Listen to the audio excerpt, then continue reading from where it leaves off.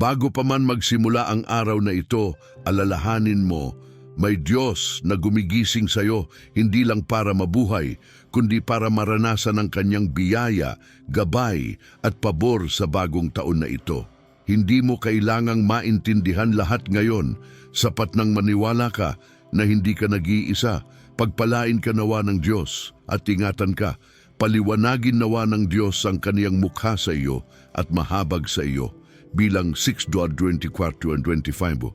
Sa bawat paghinga, may bagong pag-asa. Sa bawat pagbangon, may bagong simula. At sa bawat panalangin, may Diyos na nakikinig. Ang Salmo 17 ay hindi lang salita, ito ay kapangyarihang bumabalot sa buhay ng mga nagtitiwala sa Kanya. Kaya ngayon, ilaan natin ang unang sandali ng araw na ito sa presensya ng Panginoon. Tahimik mong buksan ang puso mo dahil may gustong ipahayag ang Diyos sa iyo ngayon. Ngayong bagong taon, bagong umaga, bagong pagkakataon, baka ito na ang sagot sa matagal mo ng panalangin. Alam mo, ang bawat araw na binubuksan ng Diyos ay paalala na may plano pa siya para sa iyo. Hindi ka nakalimutan, hindi ka pinabayaan. Ang puso ng Ama ay laging nakatingin sa iyo. At ngayong araw na ito, nais niyang iparamdam na hindi ka kailanman naglakad mag-isa. Sa Salmo 67, sinabi, "Pagpalain ka nawa ng Diyos at ingatan ka, paliwanagin nawa ng Diyos ang kaniyang mukha sa iyo." Isang panalangin na may kapangyarihang dumaloy sa buong taon mo kung buong puso mong tatanggapin. Ang pabor ng Diyos ay hindi lang para sa ilang tao. Ito ay para sa lahat ng nagtitiwala, nananalig at lumalapit. Isipin mo, anong maaaring mangyari kapag sinimulan mo ang bawat araw na kasama siya? Baka ang kalmadong puso mo ngayon ay simula ng milagro sa buhay mo. Baka ang panalangin mo ngayong umaga ay ang mismong panahong pinili ng Diyos para sumagot. Handa ka na bang pakinggan ang tinig ng Diyos sa katahimikan ng panalangin? Isulat sa comments, "Panginoon, kausapin mo ako ngayon." At huwag mong kalimutang mag-subscribe para sabay tayong lumago sa presensya niya araw-araw. Tahimik muna tayo. Ilayo mo muna ang puso mo sa lahat ng ingay, sa mga iniisip mong alalahanin, sa mga takot mo, sa mga bagay na hindi mo maipaliwanag. Dahil sa oras na ito, nais kitang dalhin sa isang banal na sandali, isang sagradong espasyo sa presensya ng Diyos. Isang lugar kung saan ang puso mo ay pwedeng huminga, kung saan ang kaluluwa mo ay makakapagpahinga, at kung saan maririnig mo ang tinig ng Diyos, malinaw, payapa at puno ng pag-ibig. Tayo'y manalangin. Aming Diyos na buhay, Ama naming makapangyarihan sa lahat, salamat po sa panibagong umaga. Salamat po sa panibagong taon. Salamat po sa biyaya ng buhay, sa panibagong paghinga at sa panibagong pag-asa. Sa pagsikat ng araw ngayon, hayaan mong sumikat din ang iyong liwanag sa bawat sulok ng aming buhay. Kami po ay lumalapit sa iyo, buong puso, buong isip, buong kaluluwa. Inilalagay namin ang araw na ito, ang buong linggo, ang buong taon sa iyong kamay. Ikaw po ang simula at ikaw din ang katapusan. Panginoon, ikaw po ang aming sandigan sa lahat ng hindi namin alam kung paano haharapin. Ikaw po ang nagbibigay ng direksyon. Sa oras na ito, inilalapit namin ang aming mga plano, ang aming mga pangarap at ang aming mga takot. Linisin mo po ang aming puso. Alisin mo po ang anumang bagay na hindi galing sa iyo. Puspusin mo po kami ng iyong banal na espiritu. Iayos mo po ang aming puso upang marinig ka namin ng malinaw. Diyos na dakila, kami po ay nagpapakumbaba. Tulungan mo kaming patawarin ang sarili namin at ang mga taong nakasakit sa amin. Palayain mo kami mula sa bigat ng nakaraan. Ang bagong taon na ito ay bagong simula. Ibinibigay po namin sa iyo ang bawat sulok ng aming puso na kailangang baguhin, bawat sugat na kailangang pagalingin, at bawat tanong na wala pa ring kasagutan. Panginoon, bigyan mo po kami ng kapayapaan na hindi kayang ibigay ng mundo. Kapayapaang galing sa langit. Sa gitna ng mga pagsubok, sa gitna ng hindi namin kontrolado, nais naming maranasan ang iyong katahimikan. Ang sabi mo sa iyong salita sa Salmo 46:10, kayo'y magsitigil at kilalanin ninyo na ako'y Diyos. Kaya ngayon tumitigil kami, tumatahimik kami, kinikilala ka namin o Diyos na higit sa lahat. Panginoon, ibuhos mo po ang iyong biyaya sa aming pamilya. Ingatan mo po ang aming mga mahal sa buhay. Ilayo mo kami sa kapahamakan, sa sakit, sa anumang bitag ng kaaway. Balutin mo po kami ng iyong banal na proteksyon. Isuot mo po sa amin ang iyong baluti ng liwanag. Mula ulo hanggang paa, kami po ay iyong tinatakpan ng iyong dugo at kapangyarihan. Dinideklara namin na ang 2026 ay taon ng kabutihan mo, taon ng pabor, taon ng katuparan ng iyong mga pangako. Tulad ng sabi sa Salmo 10:6, nagbigay ang lupa ng kaniyang bunga, pinagpala tayo ng Diyos, ng ating Diyos. Pagpalain tayo ng Diyos at matakot sa Kaniya ang lahat ng mga wakas ng lupa. Dinideklara namin na ang aming mga kamay ay hahawak sa mga biyayang hindi namin inakala. Ang mga pintuang matagal nang nakasara ay bubuksan mo, Panginoon. Ang mga imposible ay magiging posible.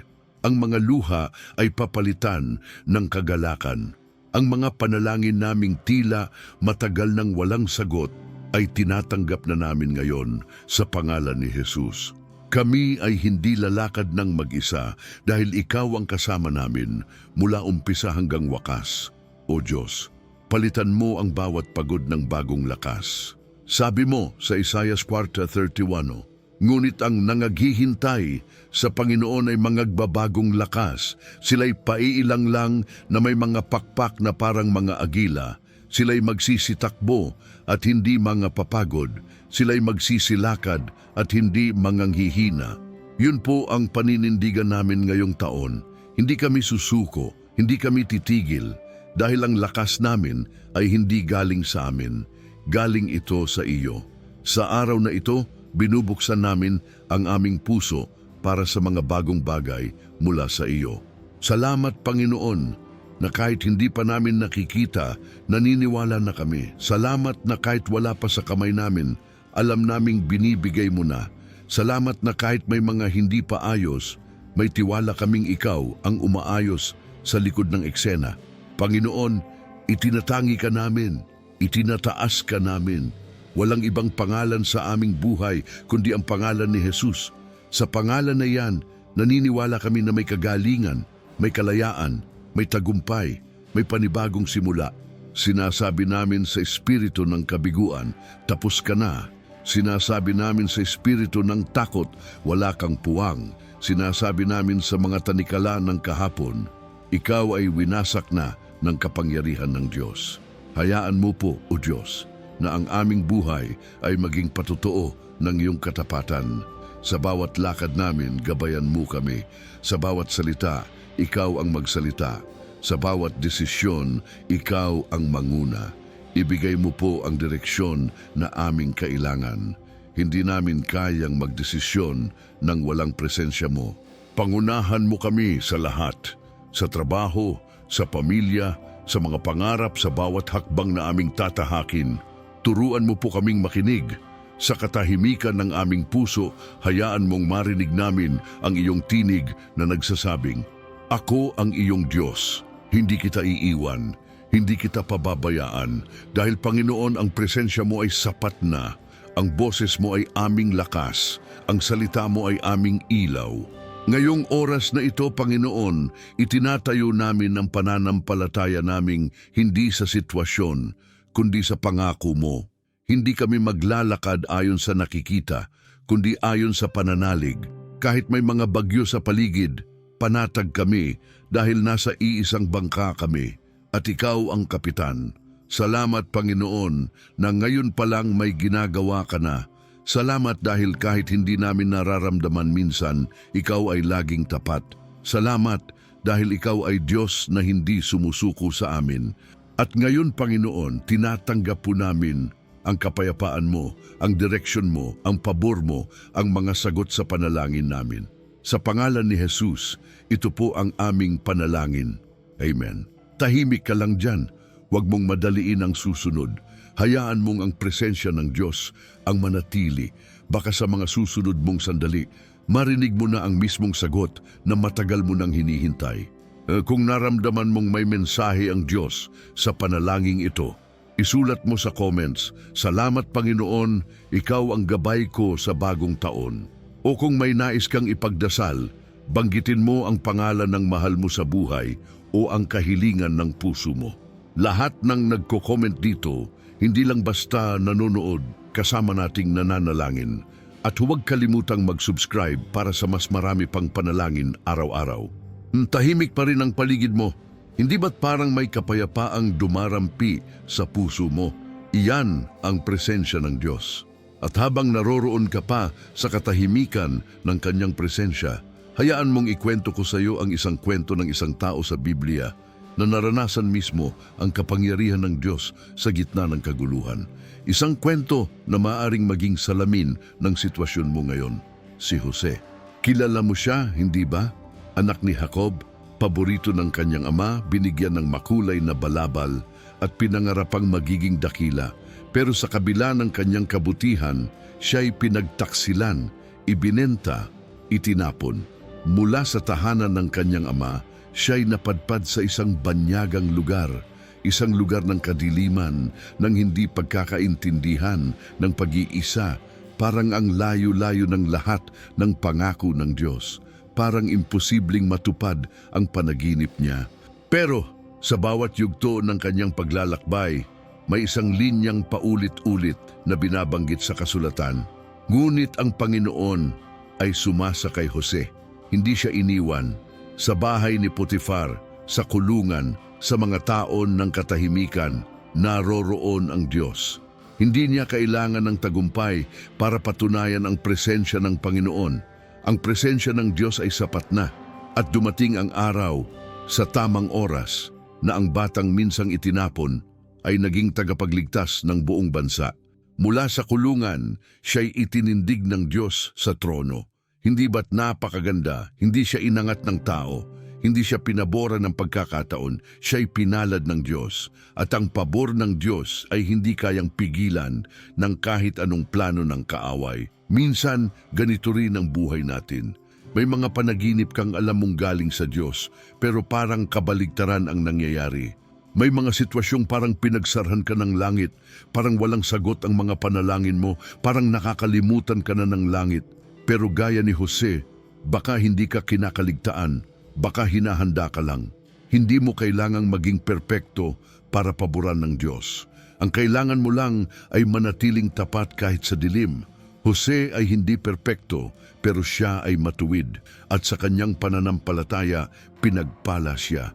Ang kanyang kwento ay paalala sa atin na kahit na ang taong tinapon ng iba ay kayang ibangon ng Diyos sa gitna ng lahat.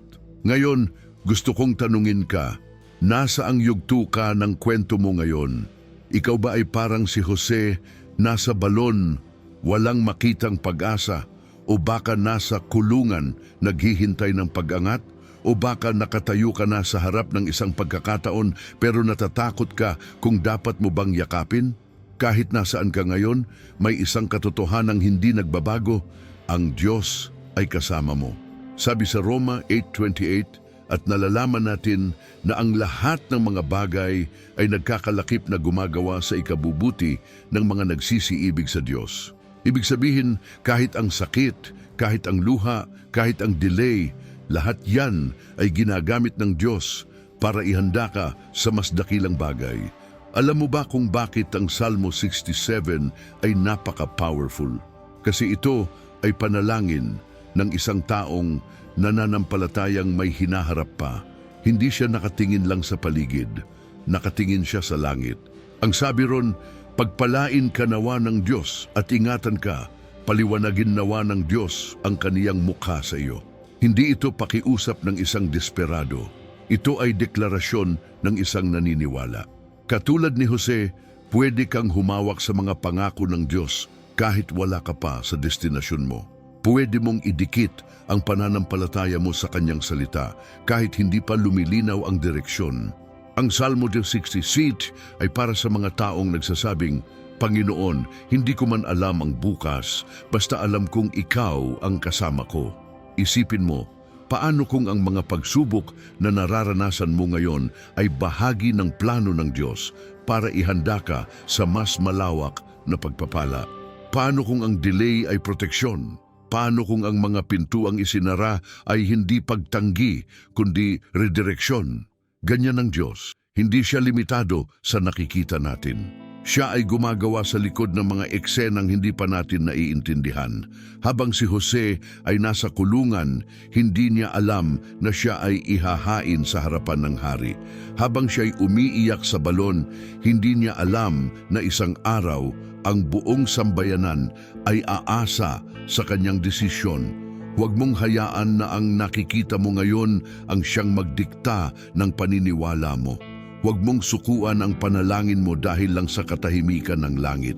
Baka ang katahimikan na yan ay simula ng bagong himala. Baka sa likod ng katahimikan may tinig na nagsasabing, "Kay anak, konti na lang, malapit ka na." Sabi sa Habakuk 2:3, sapagkat ang pangitain ay sa panahong takda pa at nagpapahayag sa wakas at hindi maglililo.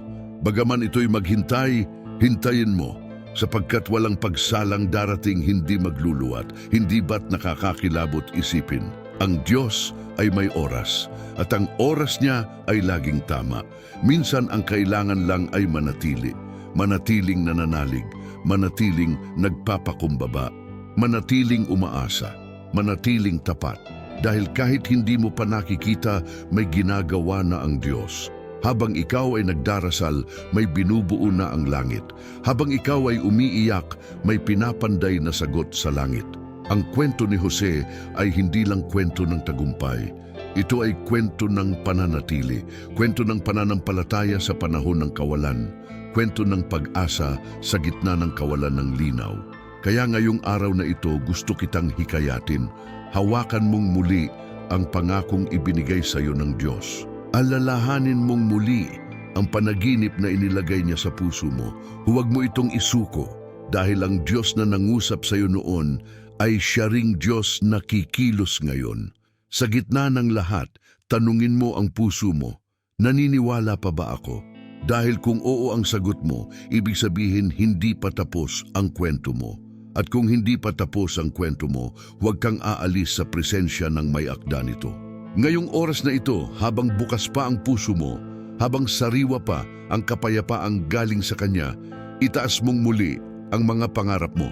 Ilapit mong muli sa altar ang mga nilalaman ng puso mo. Minsan, ang tunay na himala ay nangyayari kapag muli tayong natutong magtiwala. Sa gitna ng kawalan, piliin mong sabihin, "Panginoon, alam kong may gagawin ka." Kung naramdaman mong ang kwento ni Jose ay parang kwento mo rin, isulat sa comments. Kagaya ni Jose, mananatili akong tapat hanggang tuparin ng Diyos ang kanyang pangako. At kung may mga pangarap kang gustong ipagdasal natin, banggitin mo. Pwede mong isulat, "Ito po ang panalangin ko para sa 2026. At ilahad mo ito. Dahil dito, hindi ka nag-iisa. Sama-sama tayong mananalig at maghihintay sa kabutihan ng Diyos.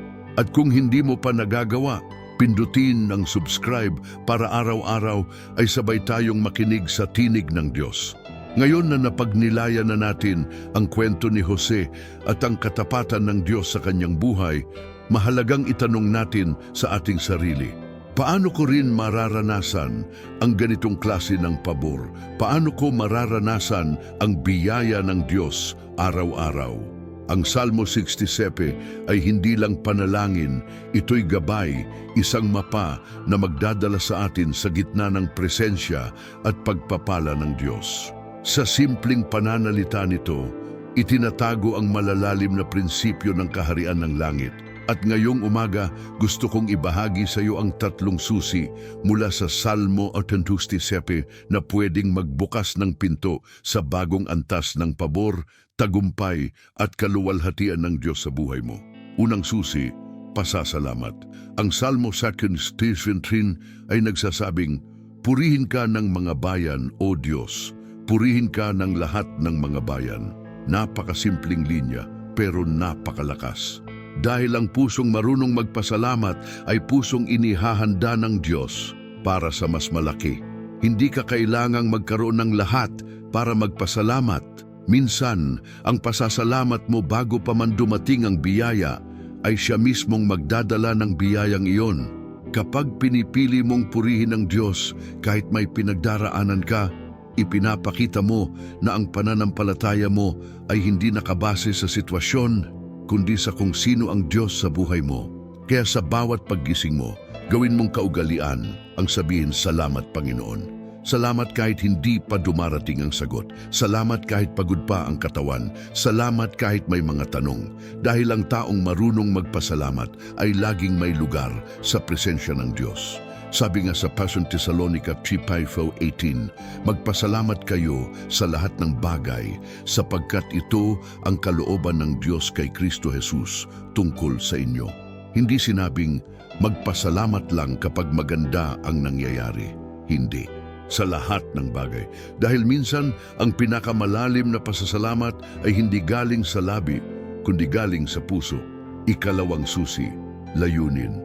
Ang Salmo 67:2 ay nagsabi, "Upang ang iyong daan ay maalaman sa lupa, ang iyong pagliligtas sa lahat ng mga bansa." Ibig sabihin, ang pagpapala ng Diyos ay hindi lang para sa atin, ito'y para sa kanyang layunin. Ang pagpapala ay may direksyon. Kapag nakatanggap ka ng biyaya, huwag mong sarilinin. Ang bawat pag-angat, bawat tagumpay, bawat pagsagot ng panalangin, lahat ng yan ay may dahilan upang ipakilala ang Diyos sa iba. Ang pabor ay hindi para sa pansariling aliw, kundi para sa banal na misyon. Kung gusto mong mapanatili ang pabor ng langit, itanong mo, "Panginoon, paano ko po ito magagamit para sa iyong kaluwalhatian?" Dahil ang pagpapalang nakatuon sa sarili ay nauubos, pero ang pagpapalang nakatuon sa layunin ng Diyos ay patuloy na dumadaloy. Tingnan mo si Jose, hindi ba't ginamit niya ang kanyang kapangyarihan para iligtas ang maraming tao? Kaya siya pinagpala dahil ang puso niya ay para sa plano ng Diyos, hindi para sa pansariling kapakanan. Pangatlong susi, pananampalataya na may aksyon. Sa Salmo 67:6-7, sinabi, "Nagbigay ang lupa ng kaniyang bunga. Pinagpala tayo ng Diyos, ng ating Diyos. Pagpalain tayo ng Diyos, at matakot sa Kaniya ang lahat ng mga wakas ng lupa." Napakalinaw, may bunga. Ibig sabihin, may resulta. Pero ang lupa ay hindi basta-basta nagbubunga kung walang nagtanim. Kaya't malinaw sa prinsipyo ng langit, ang pagpapala ay sumasabay sa kilos. Hindi sapat ang umasa.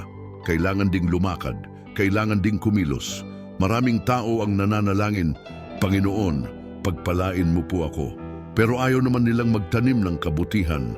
Ayaw nilang sumunod sa direksyon ng Diyos. Gusto nila ng bunga, pero ayaw nilang magbukas ng butil. Pero sa kaharian ng Diyos, hindi ganoon. Ang pananampalataya ay hindi lang salita, ito ay kilos. Sabi nga sa Santiago 2:17, "Gayon din naman ang pananampalataya na walang mga gawa ay patay sa kanyang sarili."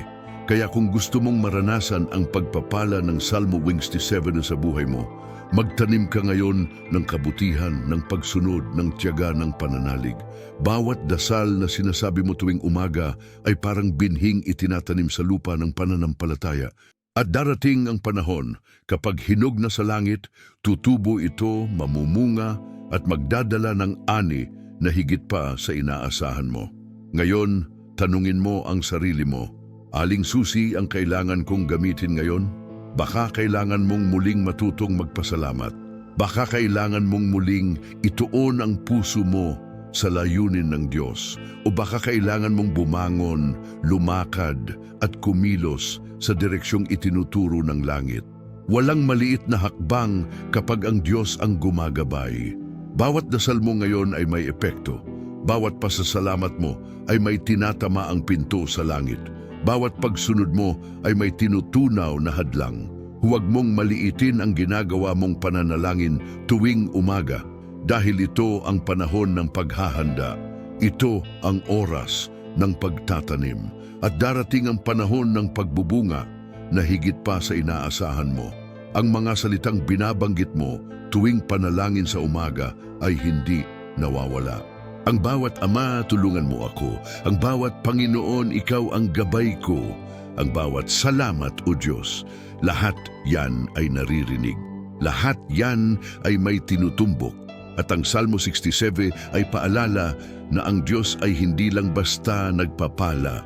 Nagbubukas siya ng pintuan ng posibilidad sa mga taong tapat, handa at may layunin. Kaya ngayon, huwag mong sayangin ang araw na ito. Simulan mong ilapat ang mga susi na ito, hindi bukas, hindi sa isang linggo, kundi ngayon. Habang sariwa pa ang presensya ng Diyos sa puso mo, habang bukas pa ang kalangitan para sa panalangin mo, sabihin mo sa Diyos, Panginoon, ako ay handa, ako ay sumusunod, ako ay nagpapasalamat, ikaw ang aking gabay. Baka ito na ang mismong taon na babalikan mo't sasabihin mo, dito nagsimula ang pagbubukas ng langit sa buhay ko. At sa mga susunod na sandali, dadalhin kita sa mas malalim na pagkaunawa sa Salmo 67 at sa propetikong kapangyarihan ng salita ng Diyos para sa bagong taon. Pero bago tayo magpatuloy, gusto kong imbitahan kang makiisa sa kilos ng pananampalataya. Isulat mo sa comments, Salmo 67, ako ay magpapasalamat, susunod at aani ng pabor ng Diyos. Ibahagi mo rin kung anong susi ang pinakamalapit sa puso mo ngayon. Pasasalamat ba, layunin o aksyon?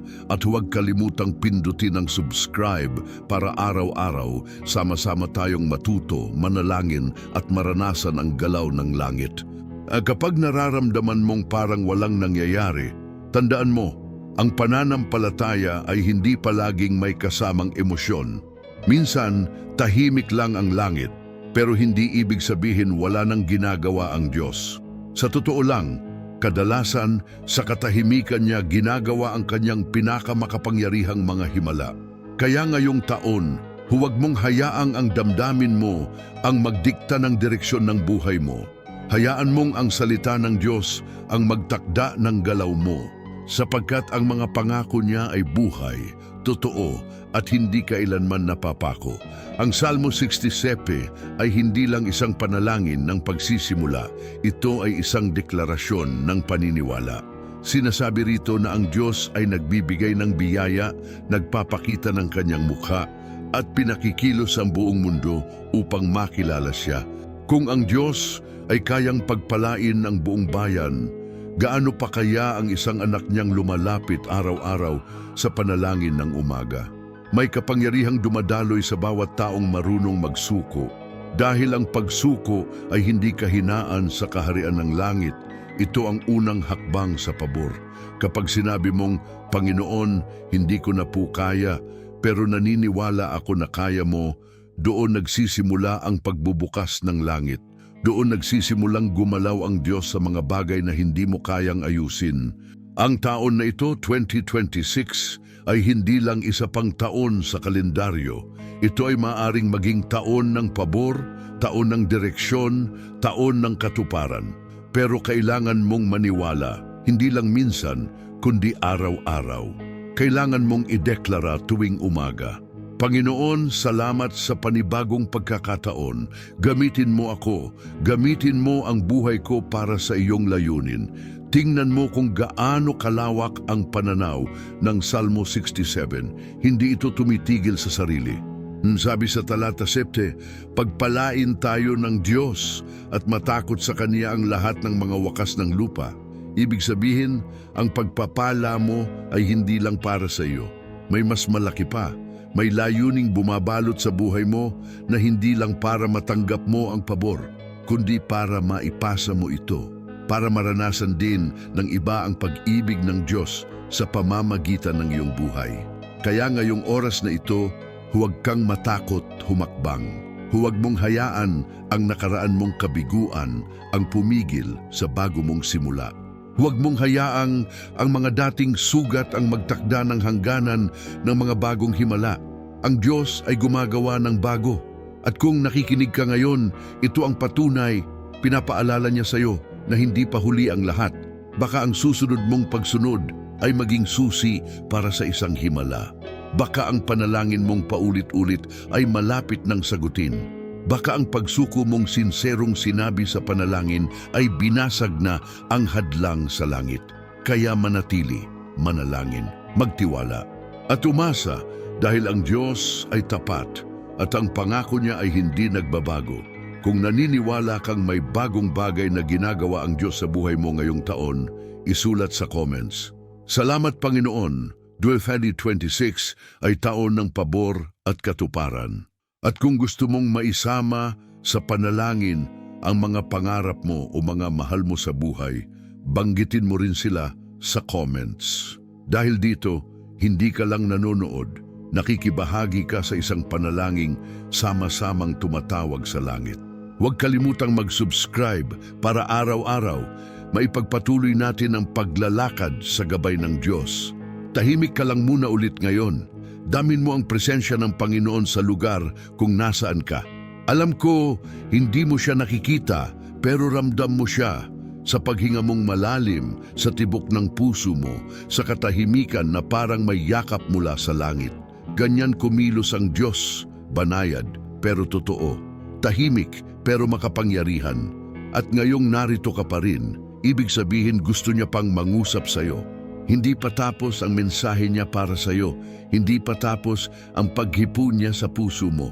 Sa dami ng tinakbo ng oras natin ngayon, isang bagay lang ang malinaw, may ginagawa ang Diyos sa puso mo.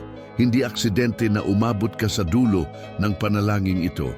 Hindi ka naligaw sa video na to, tinawag ka niya. At ngayon, inaanyayahan kang manatili, hindi lang sa ilang minuto ng panalangin, kundi sa buong paglalakbay mo sa bagong taon. Kapatid, pakinggan mo ito. Hindi mo kailangang magmadali. Hindi mo kailangang hanapin agad ang lahat ng sagot. Ang kailangan mo lang gawin ay manatili sa presensya niya. At sa bawat umagang darating, hayaan mong siya ang unang boses na maririnig mo. Hayaan mong ang kanyang salita ang maging gabay mo. Hayaan mong ang Salmo 67 ay maging deklarasyon ng buong taon mo.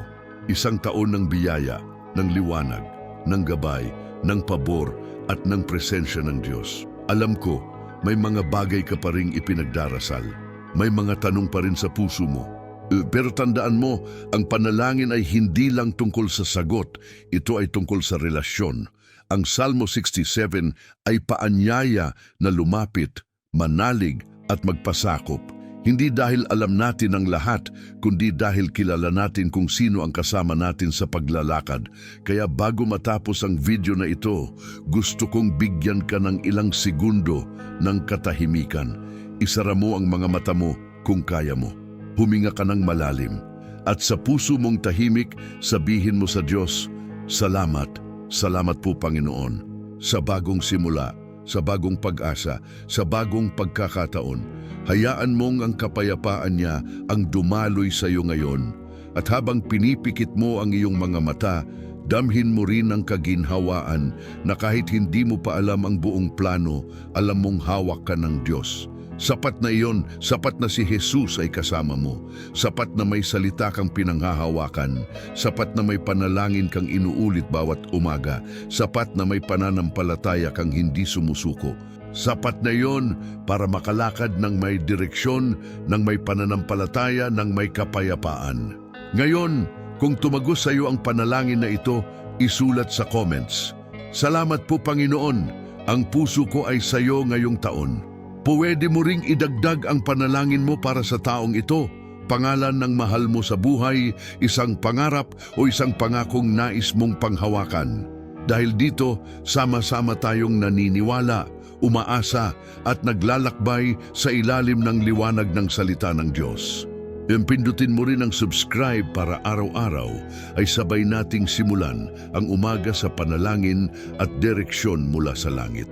At bago ka umalis, may isa pang video na lalabas sa screen. I-click mo yon. May bago pang mensahe si Lord para sa iyo. Maaaring iyon na ang susunod mong sagot. Manatili ka lang, may ginagawa pa ang Diyos.